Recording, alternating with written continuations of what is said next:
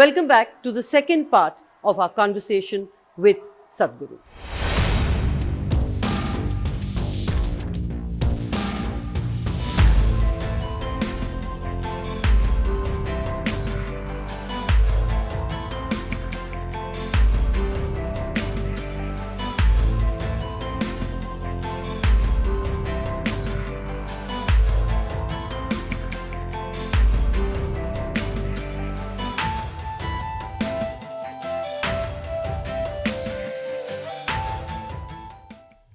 It's said about you, Sadhguru can talk about anything under the sun. You are now lately talking about sex education. Today, we have come to a place where everybody has to educate themselves. That means minimum 23, 24.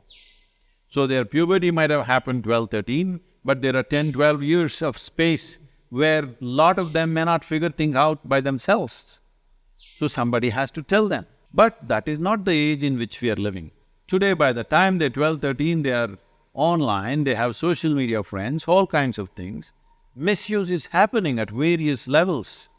So, considering this, educating somebody about their own biology. What is the nature of your biology? Why are you feeling the way you're feeling? How to conduct it in a dignified way that is dignified for you and people around you is something that has to be told. Otherwise, they'll do wild kind of things. Above all, they'll hurt themselves, they'll feel guilty, they'll struggle, all these things. I think it's very important this education is needed. How it is to be done, that's a debate that can't be settled in one day. Do you have any answers on how it should be done? As I said, unless you trust that person, I don't think these things go very well. Otherwise, they're getting wild information all online, they're researching everything, and whoever guides them, that's how it goes. It is better at least a responsible person says this, even if you don't like him. At least a person, if he makes a mistake, you can hold him responsible. You can't hold anybody online responsible. So would you or are you taking that forward? And is that on your agenda? No, I'm not going to take that up as my mission. But it's needed in the society because we are a society at crossroads. This is the first generation of women who are stepping out of their homes to go to work. They need to be educated. They may be adults, but still lot of them have no clue how the world works and they can be very easily misused. It's happening on a daily basis. I think it's very needed for women's safety. It is definitely better if they're educated about this rather than playing hide and seek and learning in the back street. Sadhguru, artificial intelligence is yet another concept which has come up now. And I'm told you yourself are a victim by people faking some of your voices. And soon we may have a situation where there will be more Sadhgurus than one. So how do you think that can be tackled? See, I don't consider myself a victim of anything. People try to victimize me in so many ways, but I'm not a victim. So some people misuse something. See, we're always looking at the misuse, but we must look at the use. It's a phenomenal tool. I've been saying this not now in the last few years, artificial intelligence have come, but I've been saying this for a long time. That everything that you can do by gathering information, analyzing it, and finding expression to that analysis in so many different ways, permutations and combinations, a machine can always do it better than a human being. This I'm saying since my 9th class. I was 13 at that time.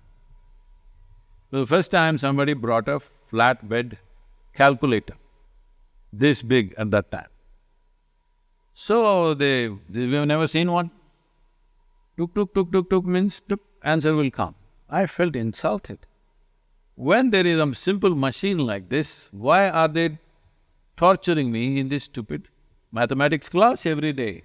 Why can't we make a machine for all these things?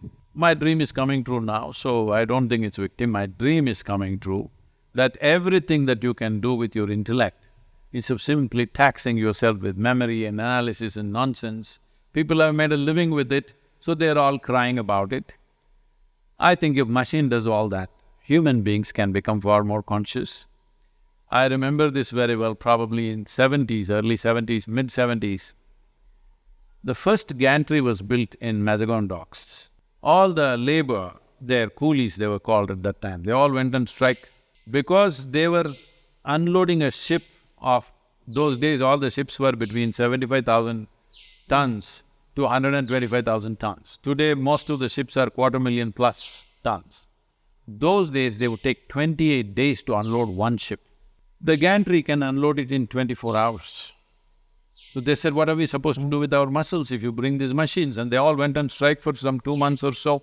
So today all professors, intellectuals, they are all feeling the same thing that the coolie felt at that time. Replacement for the muscle was machine, replacement for your intellect is this new machine that's coming up. I'm very glad because if all these things can be done by the machine, day-to-day things, human beings can do something useful. So once you see everything that you can do with your body and with your intellect is done by a machine, naturally most human beings will start looking what is beyond, which is a very spiritual moment on the planet. I'm looking forward to that. Quicker it happens, better. Sadhguru, you've spoken about people's health, you've spoken about planet health. In that context, let me ask you, where does violence, things which are happening in Manipur, Haryana, where does all that fit in? See, unfortunately, till now, human beings have always been settling their issues violently. It's not just in Manipur or in Haryana. Tell me in any part of the world, have people really settled any issue without violence? We think our freedom struggle was peaceful. Just in 4 months, 3.25 million people die in a famine. That's peaceful? Of course, they didn't make much noise. They died quietly. Then we send 1 million people to fight World War II, which is not our war. That's peaceful? Nothing peaceful about it. We just paint it like that because we misunderstand our cowardice as peace. No, I'm not saying violence is the solution, but unfortunately till now it has been so. If you do not transform human consciousness, then just thinking we will settle everything, simply, we'll sit down, talk and settle everything, is never going to happen. It's not happened in Israel and Palestine, they've been talking for 50, 60 years. India, Pakistan, we've been talking for 75 years, it's not happened. Russia and America talking for 100 years, not happened. Where has it happened, tell me? Because as long as you're coming from your survival instinct, fight is natural, it's just a question of when. So to go beyond the survival instinct, if you don't do anything, then this is the way it will be. Would you in that sense say that, and I of course agree with that Mahatma Gandhi's non-violence is really overrated and misplaced? I subscribe to that view, but I would ask you yours. Yeah, I don't want to make judgment about people who are not here when they have no chance of defending themselves. But if you look back and see the number of people who have died since the British came here, it doesn't look peaceful at all to me. Sadhguru, allow me to tread personal ground yet again, and here I want to understand this concept. Your wife decided the date of leaving her body. How does that happen? And to quote you, just walking out of one's body. How does this happen? Life, you knew how to slip in. Similarly, if our life becomes very conscious, it knows how to slip out. It's as much as that. But you have distinguished between Mahasamadhi and suicide. Suicide is criminal. Suicide means you're damaging the body. And leaving one's body at will and saying, this is the date I'm going to leave, how does that happen? That happens because they have found out how to exit without damaging the body. And what does that entail? How do you reach that stage? Well, see, this needs an elaborate answer. I know. Because most of the time people ask this question only mischievously. I assume you're asking a genuine question. We'll call this body and brains hardware. But there is software. This software, in the yogic terminology, we call it as karma. Karma means different types of memory. We identify 8 different forms of memory. As long as these memories are attached to the life that you are, this will always try to find another cycle and another cycle. So the whole process of mukti, moksha, nirvana, what it means is, you want to leave the software. If you leave the software, there is no such thing as your life and my life. This life is a phenomena. We have just captured a little bit and given it a memory and then a body, and then you are you and I am me.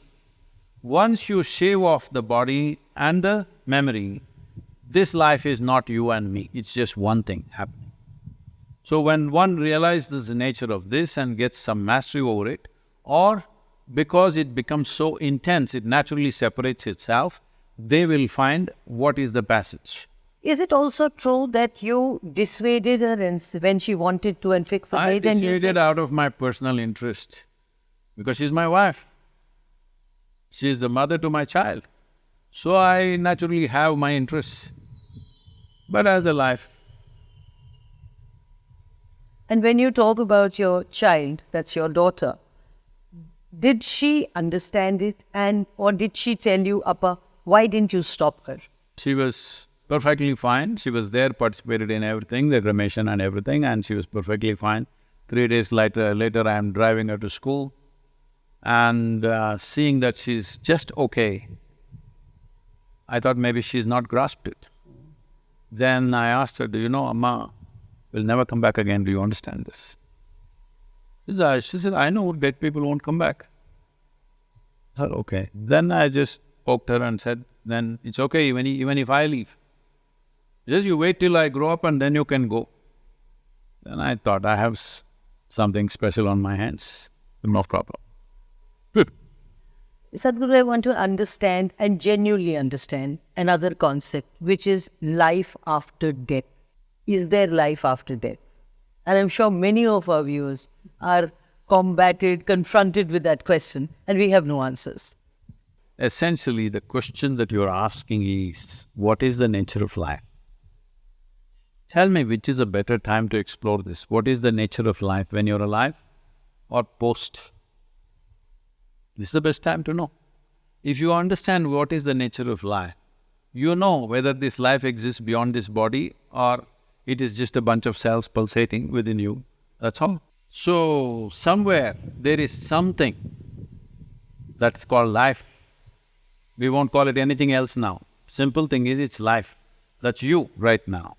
It exists. You don't know the nature of it. See, how is this that you can spend an entire life? When I say you, I mean everybody.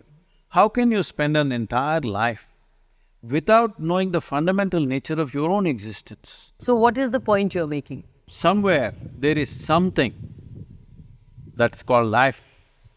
We won't call it anything else now. Simple thing is, it's life. That's you right now. It exists. The moment you do not know the nature of your own existence, you will make up things, assume things, because you can't live with ignorance. This is the important thing. Once your intelligence is awake, perception will happen in ways that other people cannot imagine. So, this is a culture we're always seeing how to transform that which is limited into a limitless possibility. So, if you can make something limitless, obviously it has the foundations of that, isn't it? Sadhguru, let me end on a personal note. You write poetry, so I want you to recite a few lines for our viewers. I've written thousands of them, so… A few lines? It's called Be or Busy. My deepest song has not been sung yet, still in wait for din to settle and silence to blossom. When I sing that song, will you be or busy? Sadhguru, and this is really, I promise you, my final question. What is your ultimate search? I'm not searching anything, I'm fine. Sadhguru, on that note, thank you very much. Thank you for your time and thank you for being here with us. Understand.